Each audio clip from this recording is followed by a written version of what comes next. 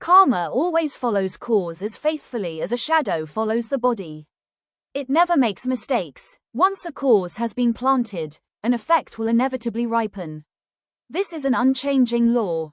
Yet karmic consequences often take a long time to appear, so many people are not afraid of committing unwholesome deeds. They continue creating harmful actions without restraint. Then, when retribution finally arrives, they mistakenly believe life is unfair, forgetting the causes they themselves planted long ago. However, there are also cases in which karma unfolds swiftly within a single lifetime, without waiting until the next rebirth. Such experiences allow those involved to witness firsthand that the law of cause and effect is always at work, whether one believes in it or not. The true story of TT's family from BD province is one such example. It begins with T's grandmother. Originally from Cambodia, she crossed the border into VN and settled in the DTM region. Mention her name there, and nearly everyone knew who she was. Unfortunately, it was not a reputation her descendants could be proud of.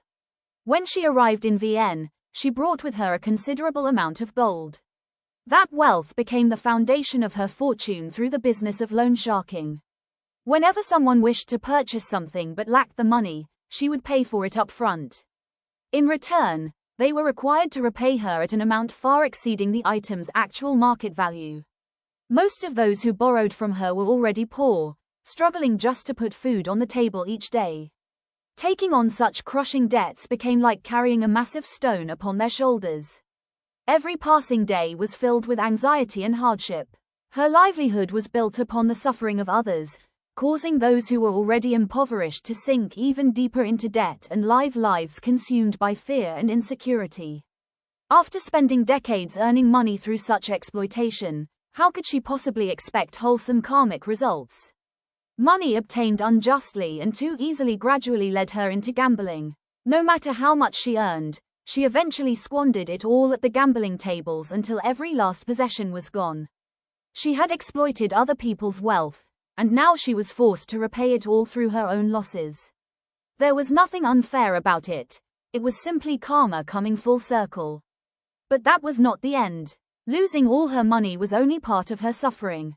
As she grew old, her health deteriorated as well. Her frail body became partially paralyzed. She could neither walk nor stand. Day after day she lay helpless on a worn-out single bed, waiting for her children and grandchildren to feed her spoon by spoon, dress her, and even help with the most basic personal needs. She was completely unable to care for herself. It was a life more painful than death itself.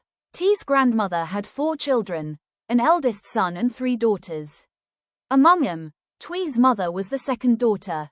Ironically, although she was the poorest of the 4, she was also the most filial. The eldest son and the 2 youngest daughters were financially comfortable, yet they paid almost no attention to their bedridden mother. They rarely even visited her, let alone contributed money toward her medical expenses. T's family, despite living in poverty, cared for the grandmother with remarkable devotion. They attended to her every need with patience and sincerity. To be fair, the grandmother was not an easy person to live with. Her temperament was often difficult, and even her own children found her impossible to tolerate. That was one reason why the 3 older siblings gradually distanced themselves from their own mother. Already burdened by physical pain, she also suffered deep emotional wounds from being neglected and abandoned by her children. As a result, she frequently became irritable and often burst into tears. T's family had barely enough money to provide food and clothing for themselves. Even so, her mother continued serving her own mother with unwavering filial devotion. She spent every day and every night watching over her.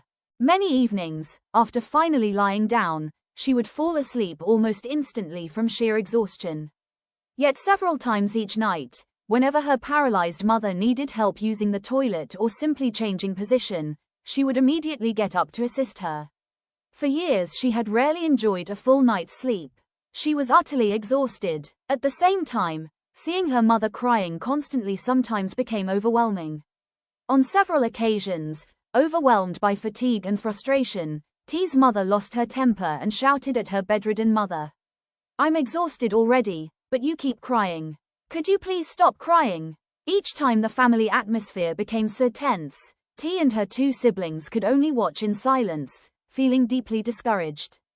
During the final 3 months of her grandmother's life, her condition became even worse. Not only was she completely bedridden, but severe tissue necrosis developed around her right hip. Doctors had to remove a massive area of infected flesh, leaving behind a hole nearly the size of a pomelo. It was a horrifying sight. Who could have imagined that the woman who had once been so famous throughout the DTM region would spend her final years enduring such unimaginable misery? It truly was karmic retribution manifesting within this very lifetime. Because the family was poor, T's mother had to borrow money from anyone willing to lend in order to pay for her mother's surgery in 2009. Fortunately, after great effort, she managed to gather enough. As for the grandmother's other 3 children, the eldest son and the 2 youngest daughters, they had money but refused to contribute even a single dong toward their mother's operation. T's mother personally visited each of her siblings, pleading with them to share the medical expenses so their mother could survive this critical period. Instead, they simply ignored her. They shamelessly pretended to have no money at all. Had the grandmother known how her own children treated her behind her back, the emotional pain alone might have made her illness even worse. Eventually, the surgery was completed successfully. But T's family, already poor, was now buried under even greater debt. 6 people crowded together in a small, dilapidated house, struggling day by day, with no idea what tomorrow might bring. After the operation, the grandmother desperately needed nutritious food to regain her strength. Yet after paying the medical bills, only a handful of small coins remained in the house. T's mother longed to buy nourishing food for her, but in the end had no choice but to abandon the idea. The family had simply reached the limits of what they could endure. 1 week after the surgery, T's mother overheard neighbors talking excitedly about how her eldest brother had won 6 jackpot lottery tickets. She did not envy his newfound wealth. Her only concern was her frail mother, who lay helplessly waiting for death. Swallowing her pride, she slowly walked to her brother's house. With tears in her eyes, she spoke softly, "I've run out of money. Mother has just come through surgery, but she's still terribly weak. We don't know how much longer she'll live. Since you have money now, could you please give me a little so I can buy some nourishing food for her? Whatever time she has left, at least let her spend it in a little comfort." To her disbelief, before she had even finished speaking, her eldest brother flatly refused. He ordered her to leave immediately. He showed absolutely no concern for his own mother, treating both his younger sister and the woman who had given birth to him as though they were complete strangers. Not even the slightest trace of filial affection remained. As T's mother stepped out of her brother's house, tears soaked the front of her shirt. Days of exhaustion were plainly written across her face. She felt utterly powerless. She could accept that there was no money to buy nourishing food for her mother. But the medication prescribed by the doctors could not simply be stopped. Each package of medicine cost nearly 300,000 Vietnamese dong, yet somehow she still had to find a way to pay for it. Out of love for the grandmother, T's family borrowed money wherever they could and managed to keep her supplied with medicine for another month. After that, however, they had truly reached the end of their resources. Everyone they could borrow from had already lent them money, and none of the previous debts had yet been repaid. There was simply nowhere left to turn. 2 months later, T's grandmother passed away peacefully. Her death left the entire family heartbroken. At her bedside during her final moments, T continuously recited the Buddha's name, hoping that through the power of sincere chanting, some of her grandmother's karmic burdens might be eased as she journeyed into the next life. It was the final gift of compassion she could offer. Thus ended the visible karmic retribution her grandmother experienced within this very lifetime. Loan sharking had brought temporary wealth, but eventually everything returned to where it came from. Not only had she lost all her possessions, she also endured severe illness, abandonment by her own children, and a life filled with suffering.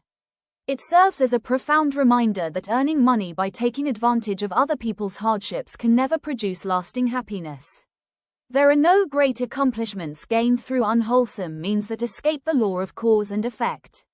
What about her children? After the grandmother passed away, it was once again T's family who handled nearly all of the funeral arrangements.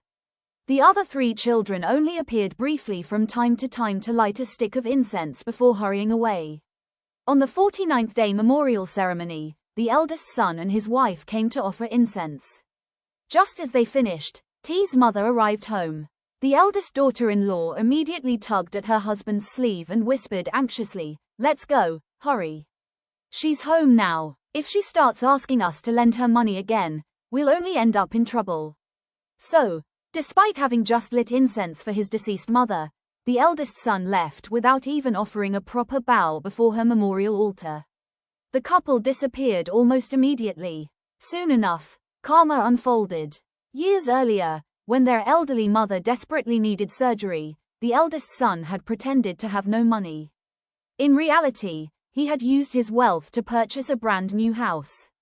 Not long afterward, just like his own mother before him, he became addicted to gambling. After spending an entire month gambling in Cambodia, he lost everything. Every last possession was gone. Even the newly purchased house had to be sold in order to repay his debts. A family that had once lived comfortably suddenly found itself completely destitute. Within only 1 month, they had lost everything and were forced to rent a small room just to survive. From that moment onward, their lives descended into hardship. But karma had not finished with him. He later contracted HIV, the disease that has long been feared around the world. Day by day his body wasted away. He became little more than skin and bones. Painful sores covered his skin, making his appearance frightening. Wherever he went, people avoided him and treated him with contempt, just as he himself had once turned away from his own mother. His family had no money left. Hospital bills became overwhelming. Ironically, it was T's mother, the very sister he had once refused to help, who ended up paying for much of his medical treatment. After leaving the hospital, he lived with his second wife. He became increasingly violent. He beat her mercilessly. For an entire year she endured repeated abuse, often left bruised and covered in blood. Not long afterward, she passed away. From his first marriage he had 1 daughter. However, she had long since gone to live with her maternal relatives. Eventually they moved away, and he completely lost contact with her. His own daughter refused to acknowledge him as her father. Even when he became gravely ill, she regarded him as nothing more than a stranger. How perfectly karma reflects one's own actions. The way he had treated his mother eventually became the very suffering he himself had to endure. Old age, illness, loneliness, financial ruin, complete abandonment. Left with nothing else, he wandered from street to street selling lottery tickets while searching for his daughter. Yet even then he continued drinking and gambling. His life continued its downward spiral, with no end in sight. The 2 younger daughters who had also neglected their elderly mother fared no better. Though both had once been wealthy, within only 2 years each of them went bankrupt. Not only did they lose their fortunes, they were left burdened with enormous debts. Unable to repay what they owed, they fled from place to place, hiding in different provinces. Whenever creditors discovered their whereabouts, they would flee again. Their lives became trapped in an endless cycle of fear and escape, with no hope of finding peace. The Buddha taught that lack of filial piety is among the gravest of offenses. Yet the suffering these 3 children experienced during this lifetime was merely the immediate karmic consequence. It says nothing of the results they may yet face after death.